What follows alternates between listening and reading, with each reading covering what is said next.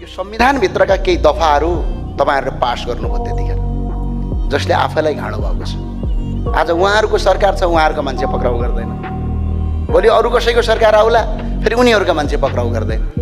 त्यो भएको हुनाले हामीले यी संवैधानिक विभिन्न नेपाल सरकारका निकायहरूको सरुवा बढुवा गर्ने काम चाहिँ उनीहरूको विभागले गर्ने, त्यहाँ चाहिँ सरकारले दखलअन्दाजी नगर्ने, तर उनीहरूले राज्य र देशका विरुद्धमा काम गरे भने त्यो कुनै स्पष्टीकरण होइन, सिधै जागिरबाट निकाल्ने किसिमको यदि नीति बनेको भइदिए भए आज यो अवस्था हुँदैन थियो। नेपालभरिका सरकारी वकिल कार्यालय कसको अन्डरमा हुन्छ? महाधिवक्ता।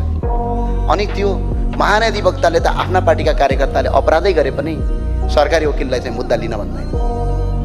अनि यसरी सिन्डिकेट गरेपछि अनि आज तपाईको न्यायालयमा चाहिँ सही हिसाबले न्याय किन हुँदैन? चाहे न्यायालयको कुरा गर्नुहोस्, यी सबै कुरामा चाहिँ के भयो भने राजनीतिक नियुक्ति हुने, संवैधानिक आयोग भन्ने बनाउने, तर त्यसमा सब पार्टीका कार्यकर्ता बस्ने र उनीहरूले जिन्दगीभरि भ्रष्टाचार गरे पनि उनीहरूलाई कारबाही नहुने, यस्तो किसिमको नीति हामीले यो संविधानभित्र लेखेका कारणले गर्दा आज देश बर्बादीतिर जाँदै